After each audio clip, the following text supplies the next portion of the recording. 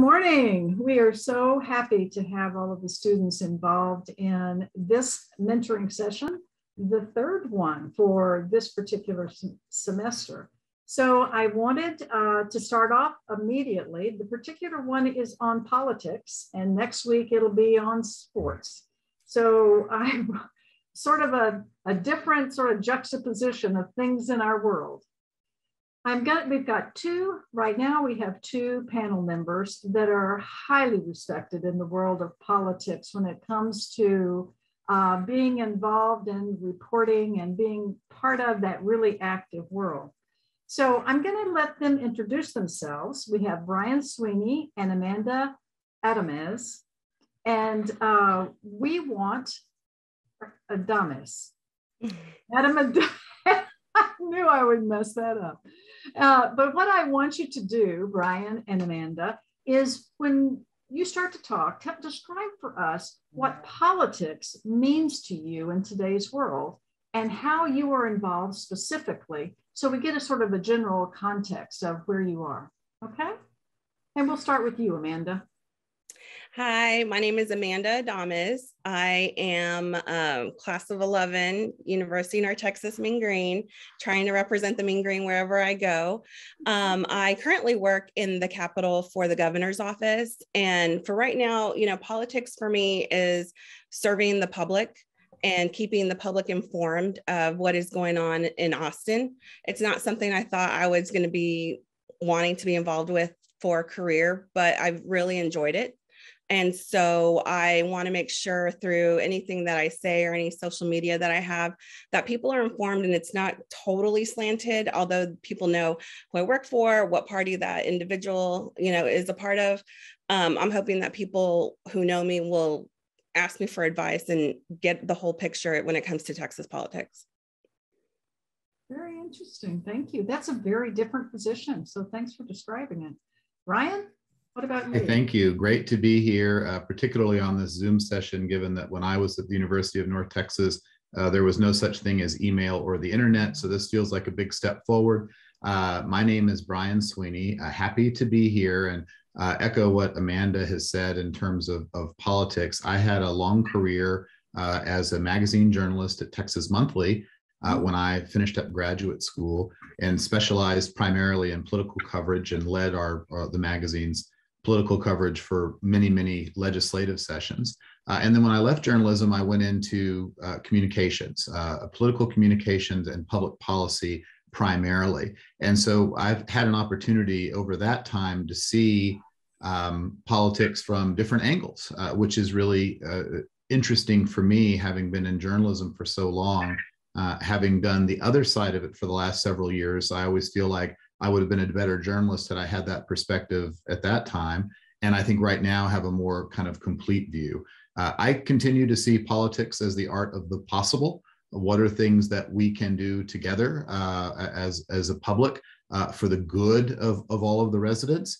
But I would say that my sense of how politics happens and is covered has really, really changed over the last 2 decades. And I feel that it has become a much more challenging environment.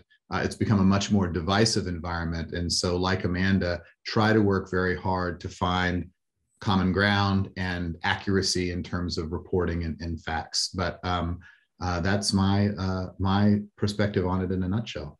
That's great. Well, we're gonna start off with kind of a question that everybody thinks about nowadays. It said, you can watch the major news television networks on whatever device you have, CNN, MSNBC, and Fox News, and feel as if you are in 3 totally different worlds based on how they report things.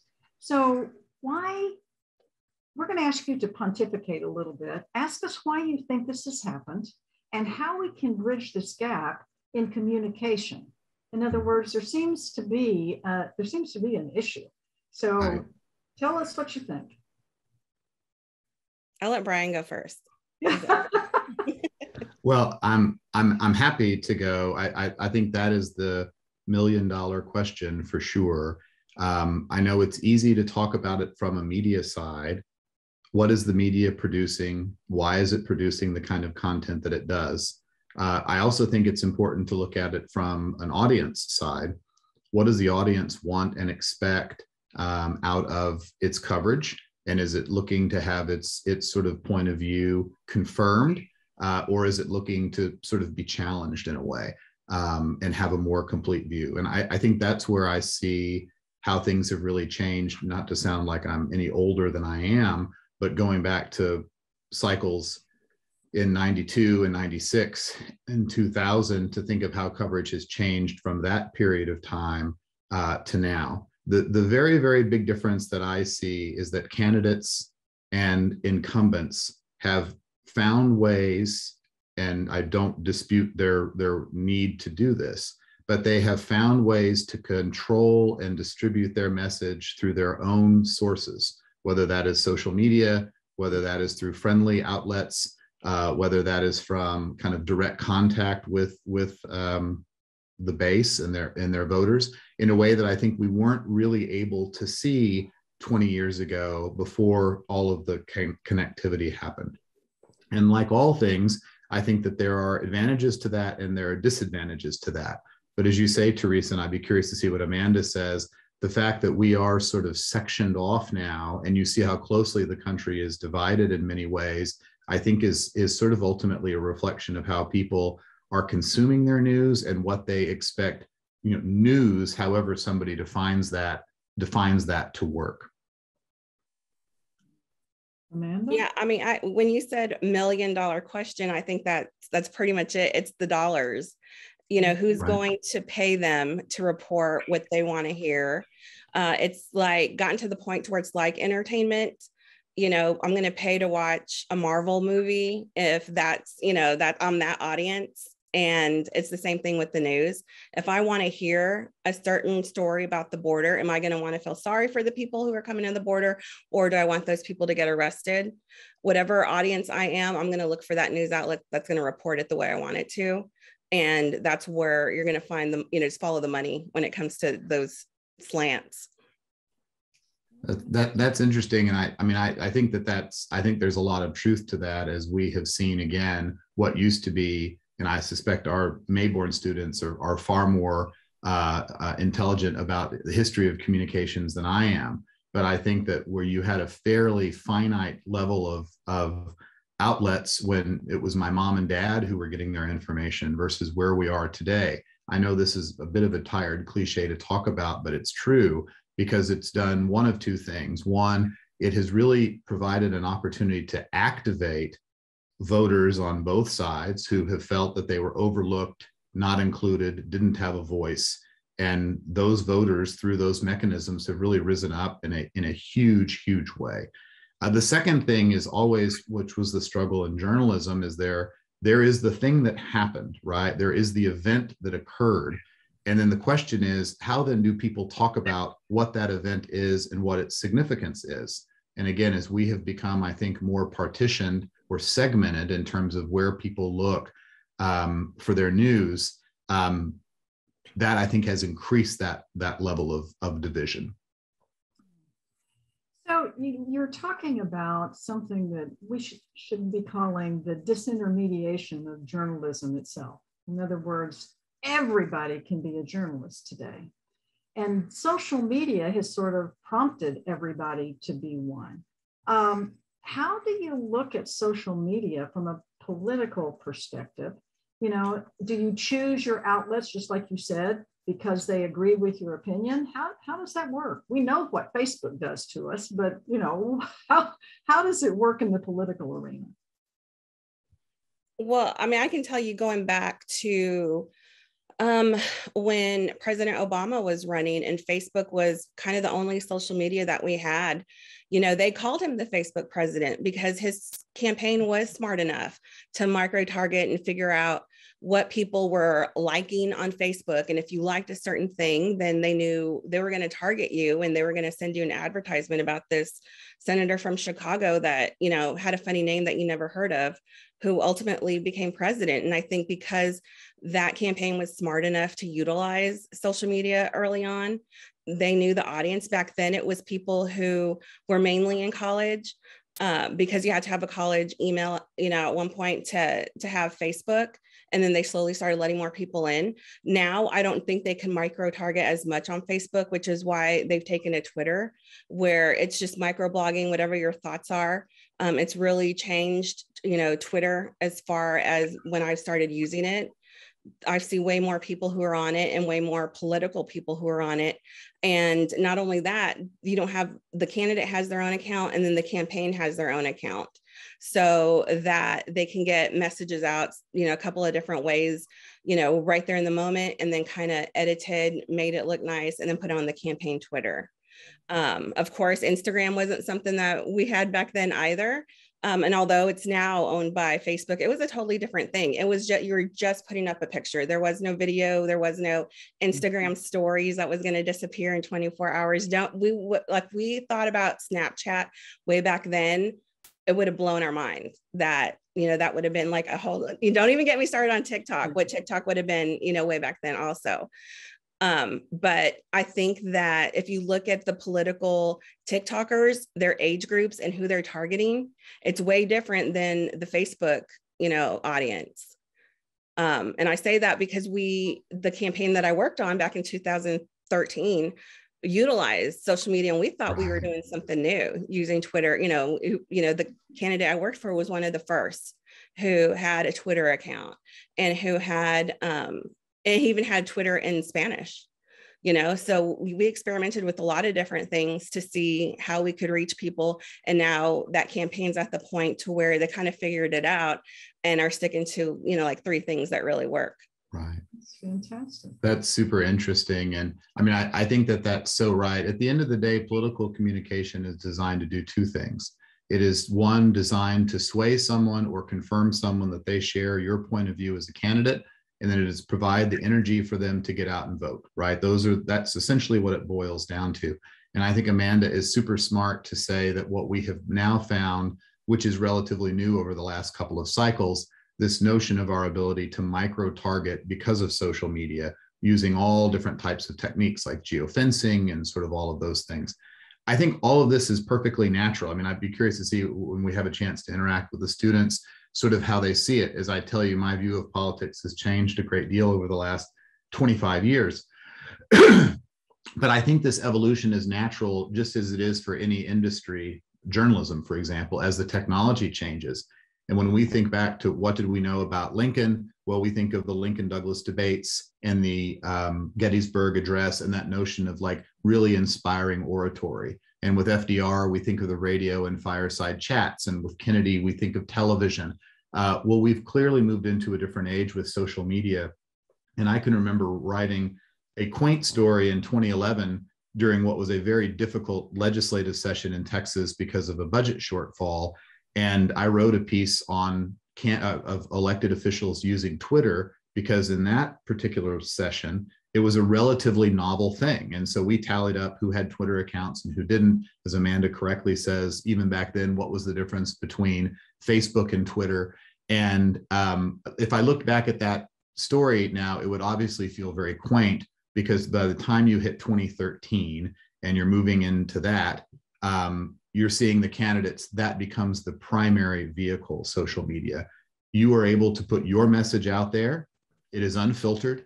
Nobody rings it through reporting, a headline, an opposing point of view, and you are then able to target and consistently target those people who are most likely to support you. And I think what we have seen in so many of these elections, not all, but many, is that candidates are increasingly talking to their base. They're not talking to sort of a more general view of candidates, and they're not even really, in a way, focused on kind of the independents or the swayable. That happens, of course, but a lot of it is, can you activate the people that you know or believe support you, and then make sure that they go to the polls. But again, I think that for better or worse, this seems to me to be a perfectly natural evolution, because that's what has always happened in political communication. You use the medium to the best of your ability to get people to go out and vote for you. So you guys have brought up a whole bunch of things about social media that are very interesting, including that timeline. 2011, 2013, that's not that far back. No. And things are actually going to change even greater before 2030. So tell me your opinion of whether we will have political campaigns in the metaverse. Oh, that's a great question. I'm going to let Amanda, who's smarter than I am on this, I'd be curious to hear her hear her take on that.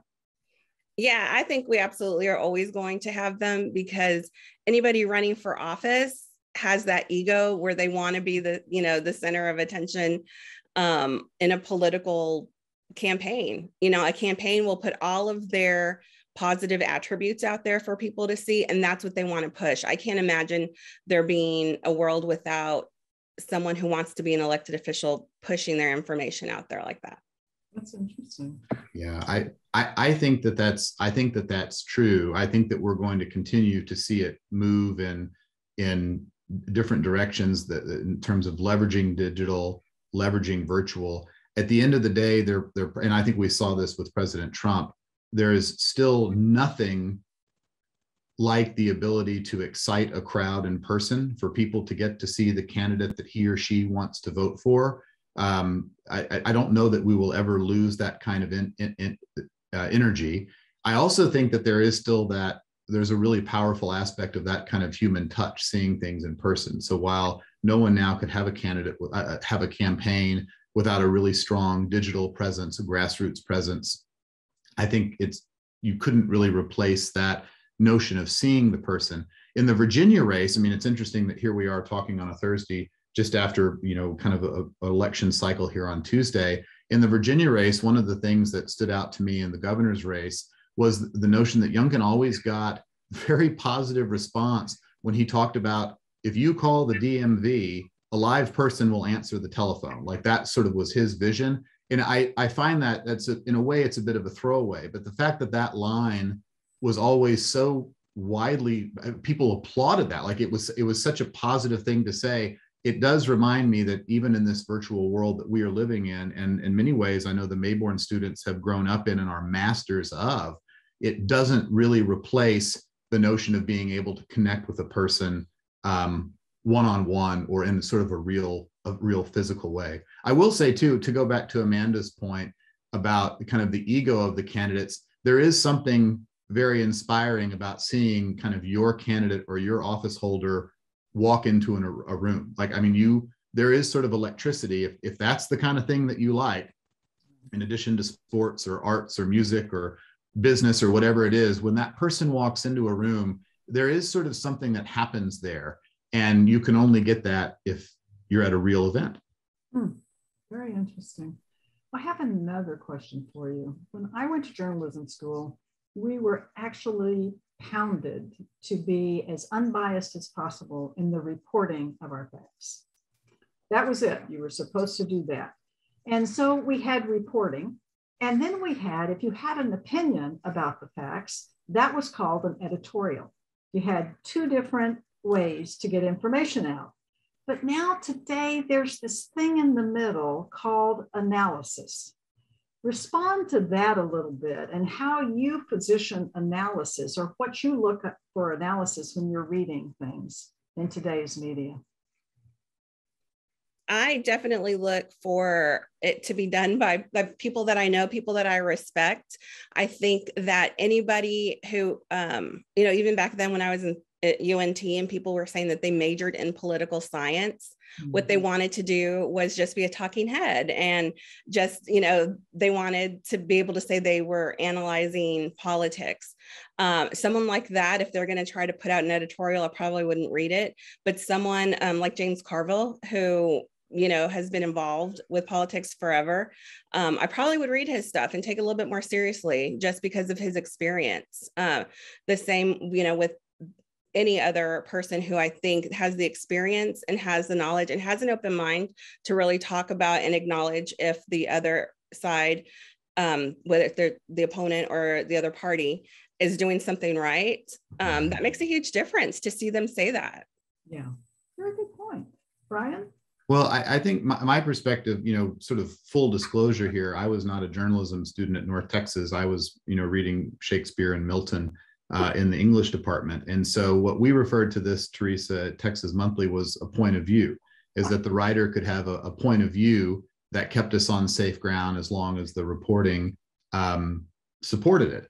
And what would often happen, of course, is that conservative readers in Texas would say, and I'm not disputing this either, that Texas Monthly was far too liberal for their tastes.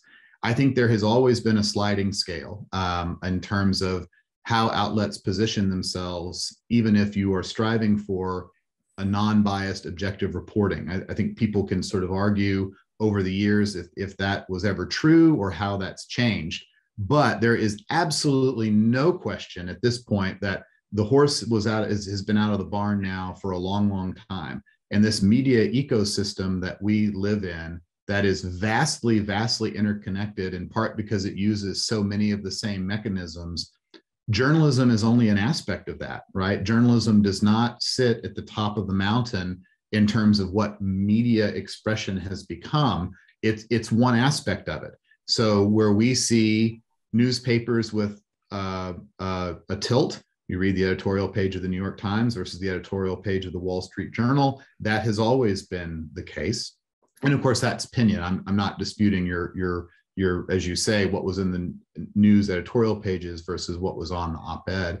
But I think that as we have seen, as Amanda said, that things have moved toward more of an entertainment style, it has made it very easy for cable news on all sides, and not just on one side, but on all sides, to sort of exist in this sort of weird kind of cover of journalism, but we know that it's not journalism. When I taught at Ithaca College back in 2002, somewhere in there, I actually taught in one of my senior seminars, The Daily Show with Jon Stewart, because I thought, like, if this is journalism that's reaching a certain segment of the population, typically very young, but is also informative, how do you score the type of work that they do? And so I think what makes it challenging is to sort of be pure in a media environment that is obviously not that. And then how do you define what it is your publication, your outlet, your blog has to say about it? There's no, and I'd be curious to see Amanda here, but Governor Abbott, for example, I think made the conscious choice that the best way for him to reach his voters, and remember, I mean, Governor Abbott was first elected in 2014, reelected in 2018, clearly is running again in 2022, has remained enormously popular among Texas voters. But he made the conscious decision, I think, to not feel that he had the obligation to spend time with the Dallas Morning News editorial board, or to sit down with the Texas Tribune or any other outlets. That I think that there was a sense there that those outlets were,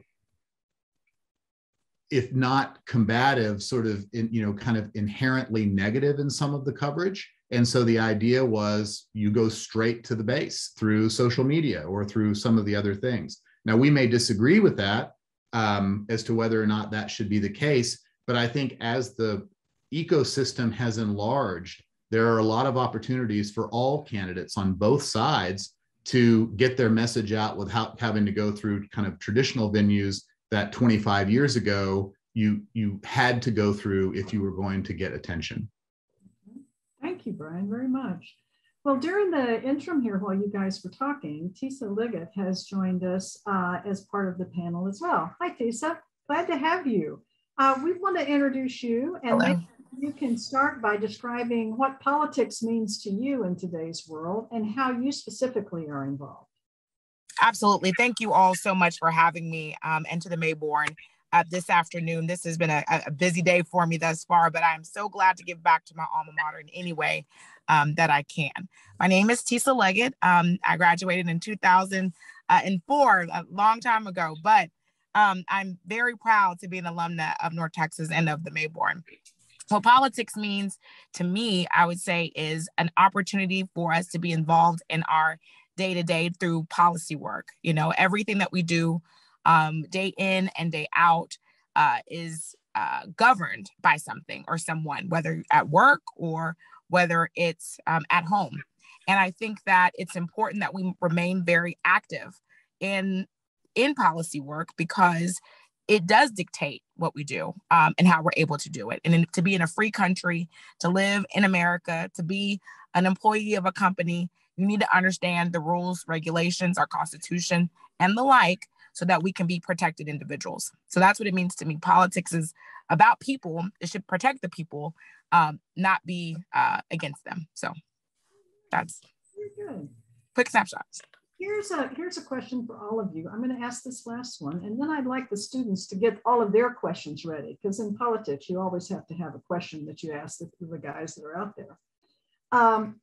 What examples can each of you give of where you see very positive reporting of politics? So, positive in that it's factual, it's presenting the case the way we think journalists present it. Brian can go first on this one too.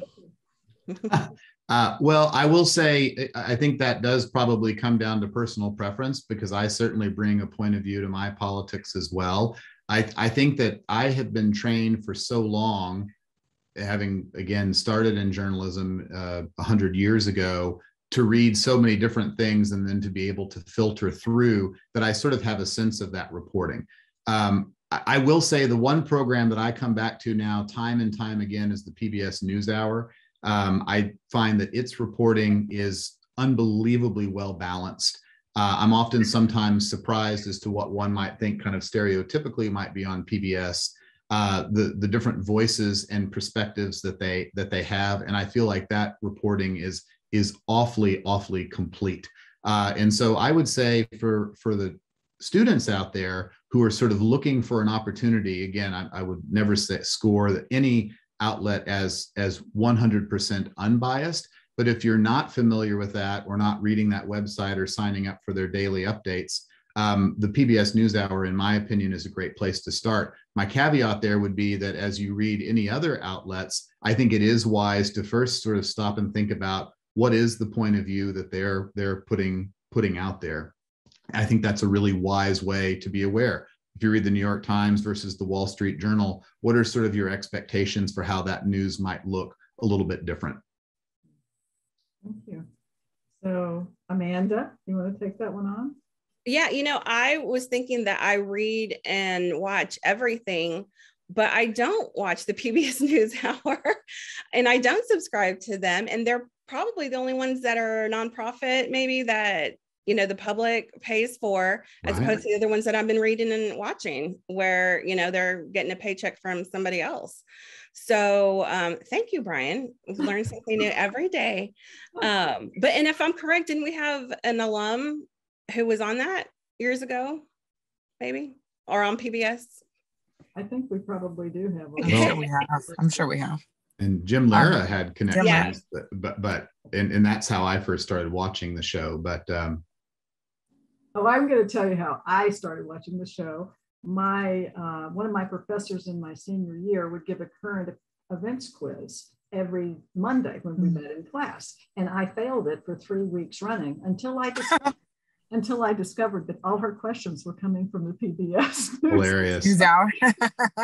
That's why I listened to it. So, Tisa, tell us. Yes, I actually do watch PBS NewsHour, as well as read Politico. I like different types. You have to read all of it, honestly. I don't think I think that's true. There's one that's better than another. One of the things I think that journalism's gotten away from, and I don't know if the panelists have spoken to this, is having two sources in a story. That's been bugging me a little bit. I want to go back and be able to read and see different perspectives on an issue. If it's just one source on one side, your story should be pretty chock full of perspective, not just with the one subject, with the one story. I mean, the one source. So I do enjoy Politico. I don't even necessarily agree sometimes with the perspective, but I do like hearing something that goes against what my daily reading, which would probably be like NBC News, Apple News, I read everything. I don't know that I have a preference, because it really shapes the thought process of your readership, of your audience. And I didn't mention this in my introduction. I'm late and I didn't want to take up too much time, but I did run for office at District 6 in the city of Fort Worth. And the Star Telegram was the main source of news for my residents, right? So they're looking at this to try to get a perspective, but there wasn't a news story done about me. It was more editorial based, and they'd already made a decision who they wanted to win the race. So there wasn't a way to get to know us in a sense. So, you know, I think journalism, when it comes to politics, is taking a turn for the worst, in my opinion. So that's why it's important to look at multiple sources and sites and try to formulate an opinion of your own. That's a very interesting perspective. Thank you for sharing that. You're welcome. Absolutely. So I'm going to open this now to all of the students on this call. I'm sure you've got all your questions ready. Go for it. Who wants to ask the first question of this illustrious panel? And remember, journalism, that's the thing they teach you, is how to ask questions. I have a question. I think Catherine has a question. Well, Jason did too, I think. Sorry. Hi there. Sorry, can y'all hear me okay? Yes. Okay, sorry. I got these new headphones. I wasn't really sure. Okay. So my name's Catherine. I was just wanting to know, nowadays, I feel like a lot of times mainstream media has become kind of like a dirty word. Like people, you know, feel like, you know, everyone is biased, you know, no one's telling the truth. Like that's just like what the general consensus has been. So how do you guys navigate that when, you know, you're kind of getting beat down? How do you feel, what's the word I'm looking for? How do you still feel like dedicated and, you know, happy to do your job when you feel like a lot of people, you know, attack our industry? So that could be the $1 million and $10 question. Well, I'm happy to jump in, but I certainly don't want to step over anybody. I'll put on my longtime former journalist hat, Catherine, and say that it is something that is enormously troubling.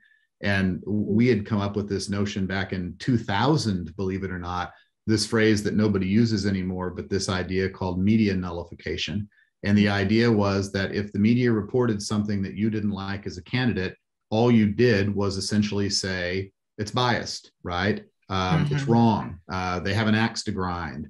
Whatever the case may be. And I think that there is that sense of that the more people hear that and the more that becomes, there's kind of currency for that distrust, then that has become a very, very difficult thing to break out of.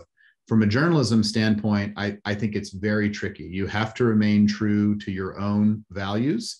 You have to sort of insist upon why professional quality journalism really does matter. And I do think that has been eroded, unfortunately, over these past couple of decades. But because of that, I think people who do it well are that much more valuable. And I think it's right for journalists to sort of assert the role that they play and the work that they do to try to prove its value to the general public.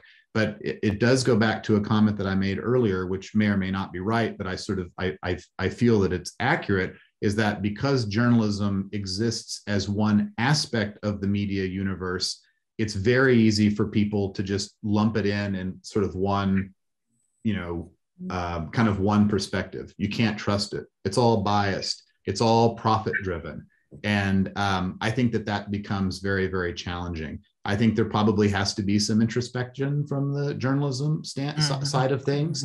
How do we regain public trust? I think you probably start by doing that by being reflective of your own communities, right? In terms of staff, coverage, what are you putting in your news hole and how are you covering? Is it reflective of your residents? And then again, try to begin to insist on the quality of the work.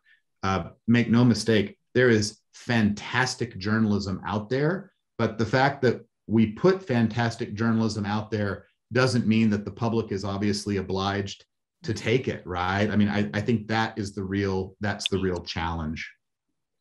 I think you said something really good, Brian, and Catherine, I want to highlight this. This is what I was going to say, actually, is that journalism, if we're talking about newspaper, if we're talking about broadcast news, some of these networks, they're funded, right? They're privately funded. And, we have to be honest about that. Where does the money come from to pay for these journalists, right? Look at Fox News. We look at, some of these publications that are now sprouting out that come across as they're credible, but they really aren't. You have to know, just like with your food, and sustainability, you have to know where your news is coming from. Just like, you know, where your food is coming from, right? That's something that's important to us these days. Where's my food coming from? Where's it, you know, being grown? Hopefully, and if you're not doing that, do that. By the way, everyone, know where your food comes from. So if you need to know what's going into your mind as well. So I don't know that I necessarily thought like that all the time when I was in a college. You know, it's like I trusted New York Times, I trust these sources, but these days we have such access with the internet that you need to know where it comes from. So I think, you know, the bad rap that we're getting is coming from not having the sources, coming from you know, these private sponsorships, you know, like in, you know, in AT&T, if you will, that's funding, you know, these news outlets that aren't credible. That hurts the industry, especially when it's lump sum. Let me put it that way. Yeah, and Catherine, if I can just chime in and say, if you're doing your job and being not biased, no matter what publication you're working for, political candidates are going to seek you out, and they're going to want to make sure you're the one doing their interview. You're going to be the one that's going to get the scoop. You're the one that's going to get to go with them when they go, you know, shooting with their friends and do the article, you know, because you've done a good job and your work speaks for itself. Awesome. Thank you guys so much. I appreciate it. It's a great question. And I mean, I think in many ways, it's the central question. If you're a journalism student today, it is in many ways the central question of how do you frame your work and your kind of professional ethics, and how do you bring that to the newsroom that you end up working in. And again, not to belabor the point that at the moment that I feel that it is most challenged is the moment that we need great young journalists to emerge on the scene. And I feel very strongly about that. Awesome. Thank you all so much for your time. I appreciate it. Thank you, Catherine. Jason, did you have a question? Yeah. I have, I guess, two questions. I guess I'm sort of wondering, so we sort of assumed that that journalism is sort of seen as like a dark art, that, you know, big media, you know, social media, just even traditional media, like all of it's sort of seen as like kind of a dark art now. You know, we toss the word division around. I'm wondering what y'all think as society becomes more aware of how individuals see media as a dark art, but at the same time prioritize media that confirms their biases or that entertains them. As we understand that people value those things more than they value policy or understanding, do you think that the individuals do you think that our society will change for the better and learn and I guess better adjust to better quality journalism? Or do you think that it'll deepen the divide more, and there will be a section of people who are more entertained, and then a section of people who are even further deeper into the truth, or if you want to call it the truth, that's kind of you know, but you kind of see what I'm getting at. Yeah. And No, I was saying that's a good question. It kind of reminds me of, like I said, what I alluded to earlier, talking about running for office when there wasn't even profiles done on us as candidates. They have us do or fill out profiles, right? And then they just print the answers from the candidate versus doing an actual story or understand the policies of the person. We've gotten to, or in my opinion, I think that with politics in general, there's a charisma, there is a persona that comes with running for office. And the media can either pull on that and create, because honestly, y'all, let's just be real. We're taught if it bleeds, it leads, right? So you want, and as I was taught at North Texas with Dr. Shelton, he said they should have the all hail Martha effect, So all hail as in HELL, not HAIL. Excuse my my twang. So if that's what's going to happen, if it bleeds, it leads, has to grab someone's attention, where does policy fit in that? I pose that question back.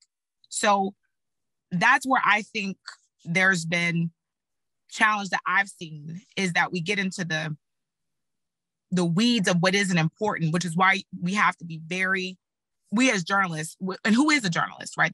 That's the other part.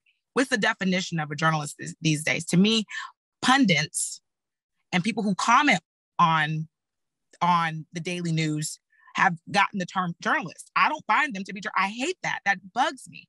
There needs to be a certification, in my opinion, of some kind to where a journalist, just like a doctor and any other profession, is certifiable. Maybe that's how we can gain the trust again. But until that happens, I think, it's going to continue to be more difficult until the rest of society kind of catches up. But I think I know from what I've seen, are sick and tired of being divided. We want to make sure that our communities can heal, especially, during a pandemic. So I don't know if that answers your question all the way. I don't know the answer to that, because I've seen where someone has told me to my face, hey, I like the fact that this person is good looking, and that's why I'm voting for him. I'm like, these are my policies. Yeah, you'll be good in corporate America, but he's good looking and he has a nice family. Didn't understand the entire scope of what it means to vote and what it means to back and support a candidate that has actual action items and plans to execute. Then you have voters' guides that aren't created by journalists. They're created by special interest groups, and they're sent to people. So, it's just hard to decipher. And I think if there was a certification of some sort or some kind, that might help out a bit. So that's my response on that. That's genius. I think a certification or some kind of standard, I think that'd be a great idea. I think that's really interesting. I had another question too, and this is something that I struggle with personally, because I've seen it in my own work life. I realized that people follow the dollar, and even in the analogies that we use, like $1 million question, $1 million this, like money's like, it's like the wallpaper that's in every room, it's just everywhere. And I realized, like, I guess I'll drop this quick example. Hopefully I'm not taking too much time. We had a data breach at my job. Basically, I work in a textbook corporate environment, and somebody from my job was taking money from my account remotely, like completely, like the card was in my pocket, and they were able to take money out of my bank account through a data breach. Now, at first I raised the issue with HR and things, and they started looking into it, and they said if I kept having issues, then I should bring it up more. But I kept having issues, but I was newer at the company. I didn't want to make a scene, so I didn't say anything for a long time. It didn't get resolved until somebody asked me about it. They're like, "Hey, like did that ever get resolved?" And I was like, "No, they took another $20." and so like I realized that on an individual level, we follow the dollar, and I'm wondering what you got, like how you guys have been able to stay true to your values and stand up for what's right, and maybe report how and what you what aligns with you versus these pressures outside. Like do you have any tips maybe, or do you have any thoughts maybe on the general scale of it? Like is there a, I guess a certification kind of fits into that too, but like where can we go with that in the future and just as an industry? Well, Jason, I'll kind of tell you about my, the path that I took. I, joined a statewide campaign thinking I really wanted to be in comms. I really liked doing social media. I thought maybe one day I'd want to be, a press secretary. And then when that candidate won and, I was looking into going to the administration, the contacts that I'd made throughout the campaign, the people that I know across the state would be best utilized working in the governor's appointments office, where he appoints people to boards and commissions. And it's, something like I wasn't looking for the highest paid job. I wasn't looking to jump to, another candidate who was running for office so that I could make more money, doing communications. I thought, I could serve the people of Texas, utilize the people that I know. And I'm glad that I was able to contact a couple of people who are UNT alums. We even have a couple of students who are that the governor has appointed to boards and commissions. And I've been very happy there. So, you may think that you're at Mayborn because you're going to follow one path, but it just, I joined a club while I was at UNT, and it was because of the club, not even a class, that I ended up where I am now. So I'm just asking you, all of you guys, you kind of have an idea of what you want to do. You know what your talents are. You may not be using them, in a newsroom. You may be using those talents somewhere else. And if you guys, want to get connected to people in Austin, I know a lot of people. So stay in touch with me. They're always looking for help.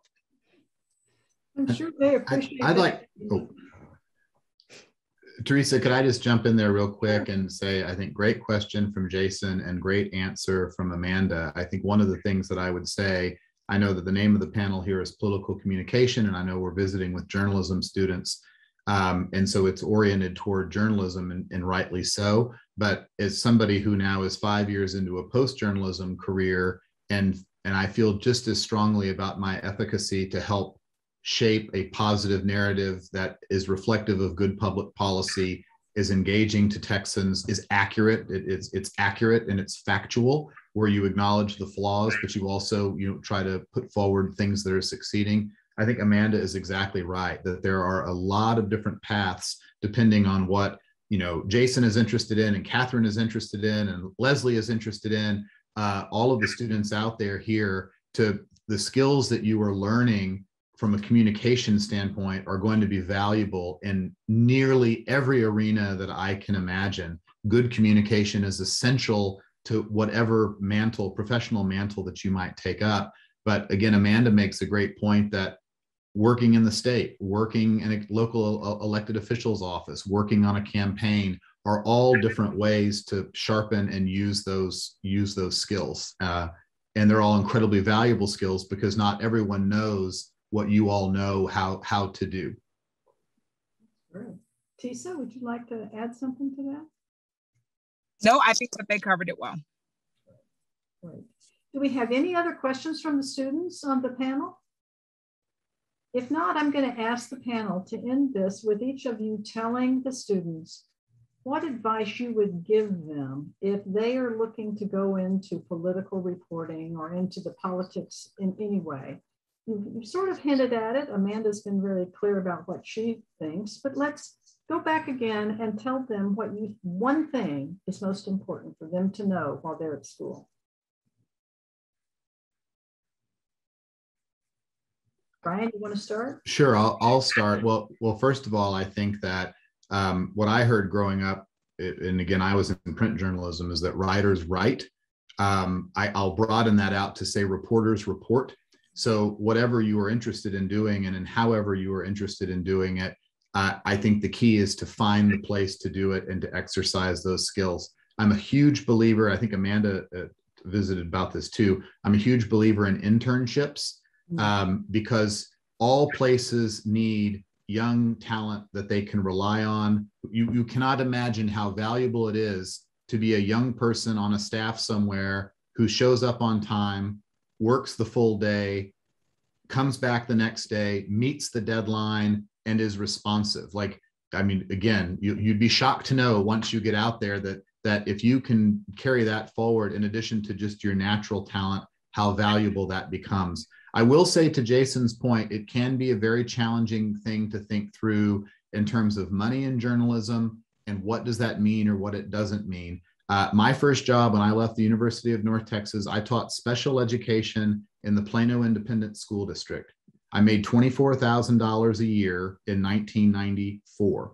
When I started at Texas Monthly as a copy editor, my starting salary was $18,000 a year. And everybody thought, oh, Texas Monthly, glossy magazine, big bucks. It can be a real challenge to survive, particularly those early years, on a journalist's salary. But again, if that is what you are driven to do, if you're passionate to do it, if the Mayborn has inspired you to do it, I would say find the work, put in your time, be true to who you are and the type of work that you want to do. And I really do believe that good things will happen, opportunities will open up for you, and it can be a very, very rewarding career. And as Amanda says, you get to do crazy things. You get to go shooting with candidates for governor and spend time on the road with famous people. And I mean, it can be very, very rewarding. So that's what I would end on. Amanda? Thank you. My advice for anyone who's still in school is to take advantage of office hours. This is going to be really the only opportunity you have to show your work to somebody and have them say, this is what you need to fix. The work that you're doing now is not the best you're going to do. You're going to get better. And you need your teachers to teach you how to do that. And you need to go and visit with them, because once you're out in the real world, you're not going to have someone to go to, can you check this before I turn it in? Which is what I tried to do as much as I could, but I regret not doing it more. That is such great advice, Amanda. Thank you very much. And Tisa? I think those are all excellent. I think multiple points that I would reiterate. So if I were to say something different, is understand your pivot power. You have a plan A and a plan B. Came into UNT. I was a broadcast news journalist. I worked in small markets in Amarillo and then mid-sized in San Antonio, Texas. I stayed in Texas for the most part. And nowadays, the way journalism is or media, let me say that, not just journalism, but media has so many different facets. Be able to pivot, learn something new. Don't just stick to one aspect, be interdisciplinary. Look at how you can utilize your skill set in all areas. Stick to your passion, be great at what you do, but also be ready to pivot when necessary. You don't know what the economy is going to do. You don't know what this pandemic is going to do. So always have in the back of your mind, your plan A and your plan B. Be ready to pivot. Be adaptable to change, even while in college. Be adaptable to change. That is incredible advice from all three of you. Thank you so very much. We need to wrap up today, but before we do, I wanted to introduce Trent Walters, who will be the host for next week's mentor advisory kind of session. So we hope that you've enjoyed this, and you come back next week for the one that Trent's going to host. Thank you, Amanda and Tisa and Brian, for all of your wonderful advice. And we look forward to seeing you next time. Thanks so much. Bye. Thank you. Thank you, guys.